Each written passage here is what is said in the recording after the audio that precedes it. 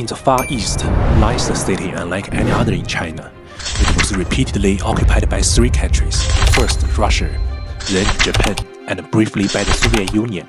It wasn't until 1955 that it finally returned to Chinese hands. The past history has left a profound mark here. You can find many Russian-style, Japanese-style, and European-style buildings. You can even see the terrifying prison rooms from the occupation period. Its name is Dalian. It's a coastal city surrounded by the sea on all sides. The history is the past. Now, this city is called the Hong Kong of Northern China, and has witnessed the beginning of the modernization of Northern China in the last century. What you see now is the appearance of a standard modern Chinese city, with bustling commercial streets and old local neighbors. I'm born and raised in Dalian. I've called this city home for over 30 years, but only recently did I begin to truly understand its complex history and unique character. Look at where I am now. The architecture styles don't look like any traditional Chinese ones, right? The buildings around here are Gothic, Baroque, Roman, and Western Classical. It was initially built during the Tsar's Russia time. Later, many buildings were constructed by Japanese. The last building was completed by Soviet Union in 1951, which was already the 6 years after World War II. The square in front of us is called Zhongshan Square, named after the Chinese revolutionary Sun Zhongshan. Did you know Dalian was originally designed by the Russians? Tsar Nicholas wanted to turn this place into the Paris of the Far East. Looking at it from the air, don't you think it looks similar to Paris, France? Dalian is a city with many squares, but the Zhongshan Square is the unique one, where other squares may feel more lively. Zhongshan Square is surrounded by century-old buildings.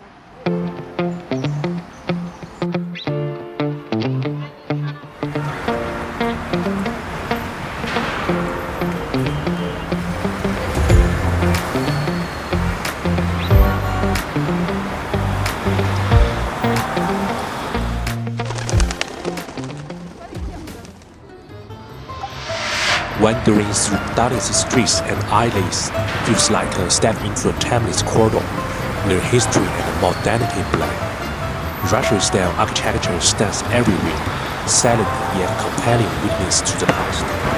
We cannot judge the history now, we just witness the impact the city had. Walking along this street, you feel as if you were on a street in Russia. There are fewer tourists after the pandemic, so it may not seem as Russian as before. It's fascinating to see this place transform from a historical place into today's tourism street, a change that feels very Dalian. Rather than tear down those old buildings to make way for high rises, the city chose to preserve the old buildings by creating Culture Street. While today it sells chocolate and dolls, which makes it seem quite modern and commercial, but that's the way to preserve the old structures, to keep them alive, instead of becoming empty relics. They remain filled with life and energy.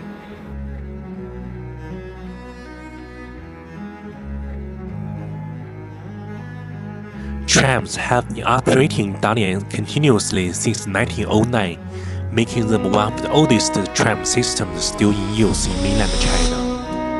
The history can go as far as back to Qing Dynasty. The Japanese South Manchurian Railway Company opened the first tram line for testing Dalian. The city at that time was under Japanese occupation.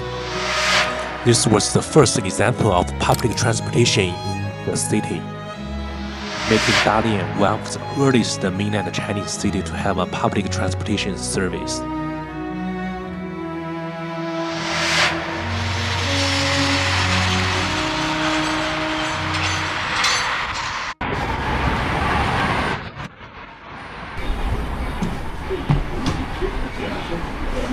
支付宝是吧？对，支付宝出行。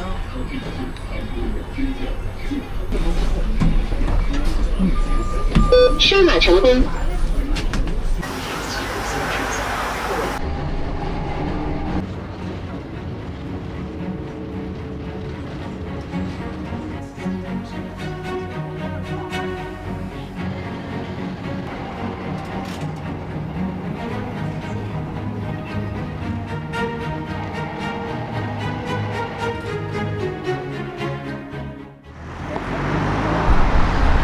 To see the whole view of the city, definitely you have to go to the high point.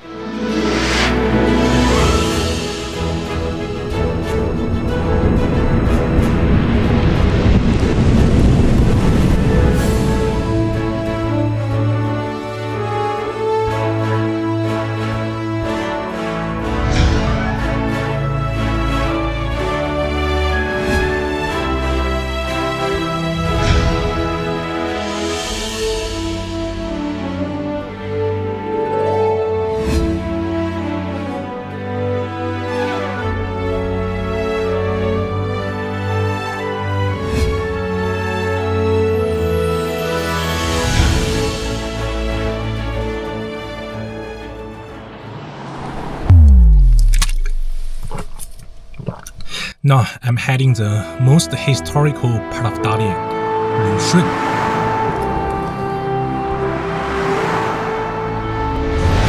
Can you imagine this was once a battlefield where SARS, Russia and Japan fought? This place along with Dalian has changed hands many times. In 1895, Japan returned the Liaodong Peninsula to China. In 1898, SARS, Russia occupied this military stronghold again. The Russo-Japanese War broke out in 1904, and the Japanese army occupied this place again until the end of World War II.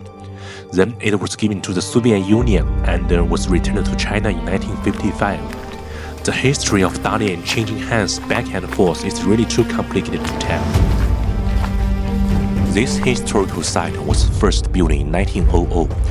It was the military fortifications of the Russian Empire.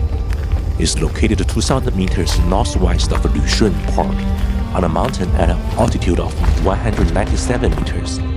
It was used as a commanding height by the SARS Russia at that time to protect the railroad of the military port and control the Western Sea area. The SARS Russia called it Fort D of Glasses, while China and Japan referred to it as the Western Battery.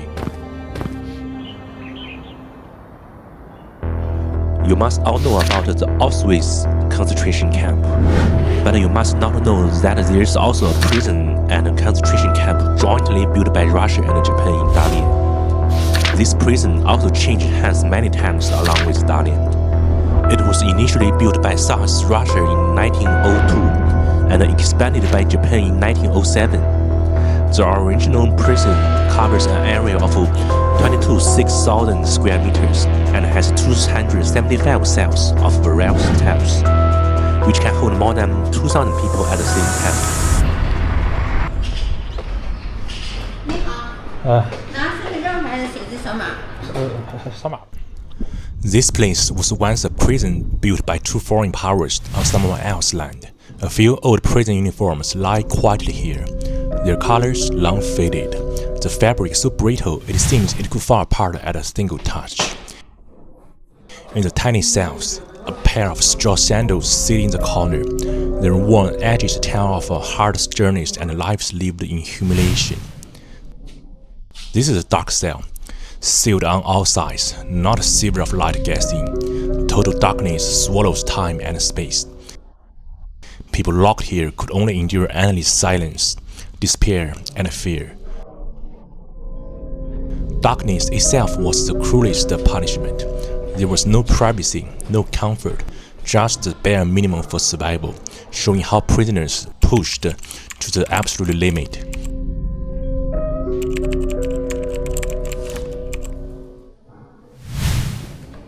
The tiger bench is an instrument made to torture and force confessions.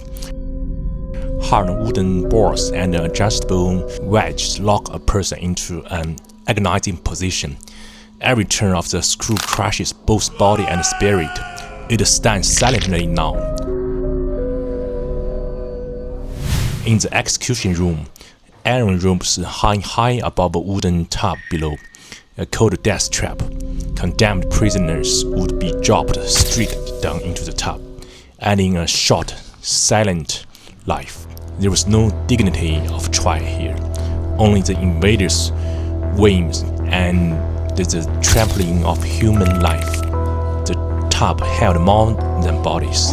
It swallowed names and stories that were forcibly erased.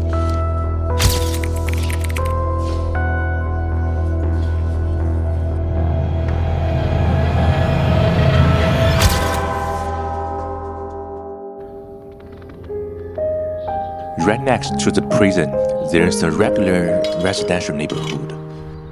Decades have passed, and life goes on as normal. Kids go to school, adults have to work, old folks take their walks, and the small shops open like always. The prison walls still stand, but life has moved on. People eat, drink, and live their days just like in any other ordinary town. 这个怎么卖？这个10块钱一包，3包25，来尝尝吧。10块钱一包呗？对，10块钱一包，3包25，3个。椒盐味儿，椒盐味儿，啊，还有原汁原味儿。要那种甜的、咸的。一家一样一份。16哈。哦。我买不了，我就不给你扛这1块了。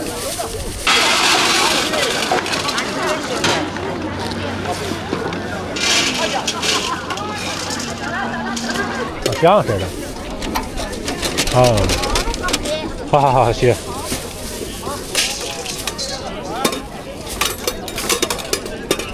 你能录像吗？我能录啊。能录啊。能录。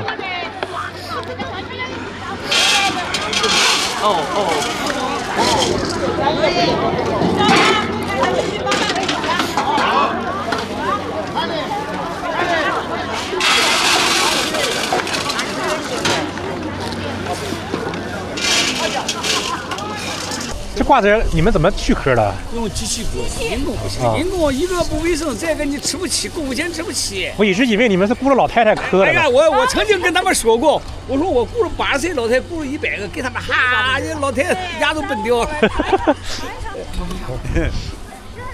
哪来的现场？大连的。The Lushun district of Dalian really has many historical events.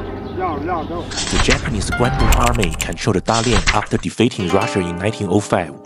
Based in the port, Lushun, they governed the Guangdong-list territory and later orchestrated the 1931 Manchurian incident to occupy the northeast China. Dalian served as their key military and economy base until Soviet forces took over in 1945.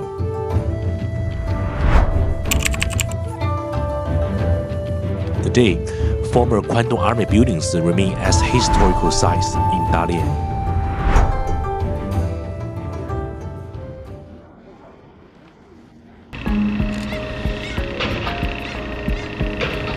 Since it's a coastal city, ports and seafood are essential. Dalian has several docks and ports, but this one is the most charming. It's called Fisherman's Wharf. Walking along the stone-paved road, you will be attracted by the unique European architecture style. The fishing boats go out to sea to catch fish every day. In the evening, they will come back with a caught seafood, which may be their one day's income. Many seafood sellers are here to make some money, while local seafood shops come here to purchase goods. So here the market they sell all type of the seafood, and you can see this is something like a starship, and this is a sea urchin. 老板，这海胆怎么卖？海胆这个20，这15，20的。给我来个10块的吧。好，稍等，我先给那个现成面给你多少钱？这个每天你都在摆摊吗？这个里？基本上吧。哦，这是从前面的海打出来的呗？那离这挺远，跟前这嘎达没有啥。啊。它在海底30多米水深的地方才有它，这是海底的。美女先这样挑着吃啊。要2摞。再给你搅一个啊。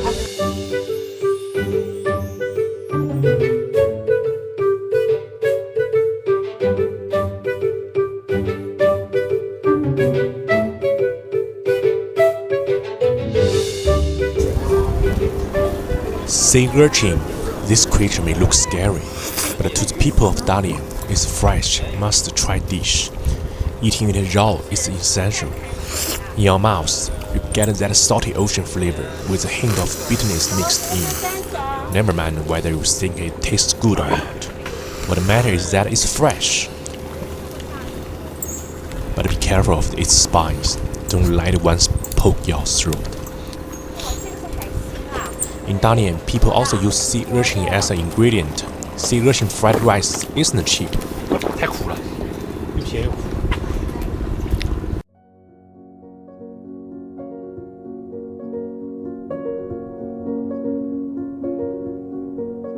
The city has endured the time of a foreign rule and was taken over by a powerful northern neighbor and an eastern Iceland nation.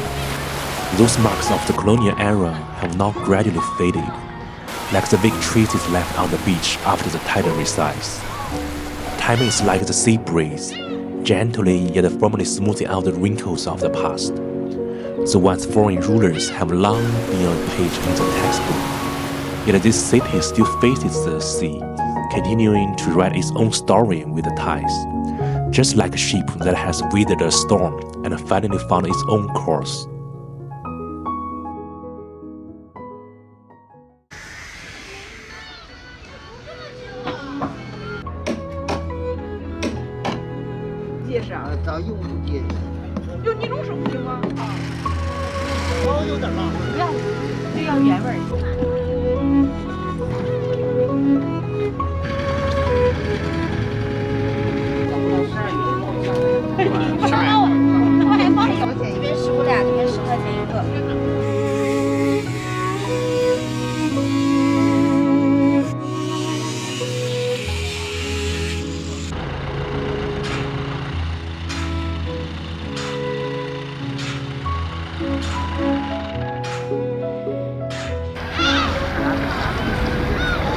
Talking about Dalian, you may only think it's a city with a European-style charm.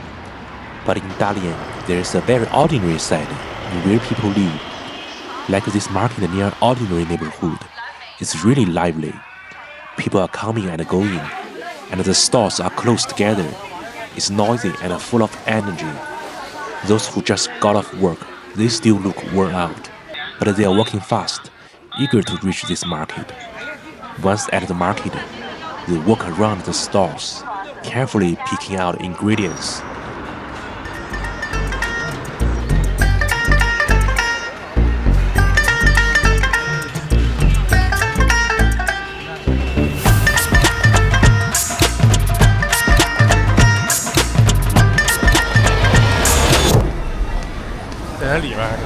There's a snack that is unique to Dalian. You wouldn't find anywhere else in China. Have you ever heard of menzi? 那是多少钱一份？10块钱一份，来一份。It's a special snack of Dalian. You start by cooking starch with water into a thick paste. Let it cool and set. Then cut it into blocks and fry them in oil until both sides are golden color. While eating, pour over a sauce made from mashed garlic, seasoned paste, and soy sauce. The outside becomes crispy and fragrant, while the inside stays soft, chewy, and springy. It's packed with garlic aroma and has a really satisfying bite. You can find it at street stalls all over Dalian, a true local dish that people have been eating since childhood.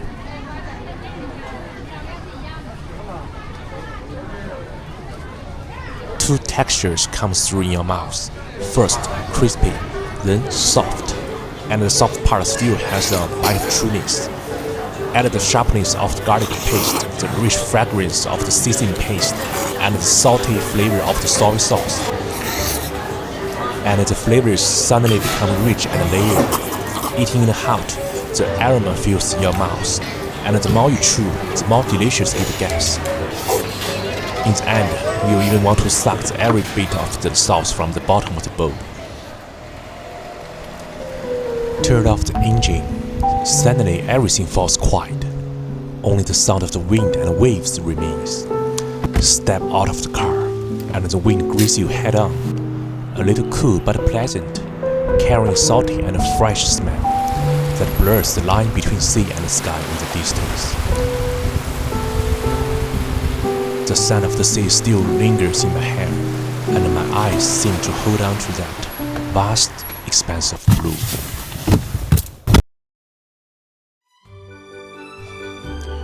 A 100 years ago, this place was the sea. 100 years later, it's Asia's largest square. Here, mountains and sea are the canvas. Time is the brush, painting the romance and vastness of the north. Bridges grew out from the land, reaching to the sea. It's not pushing the sea away. It's us finally standing side by side with the ocean. At night, it shows another charm.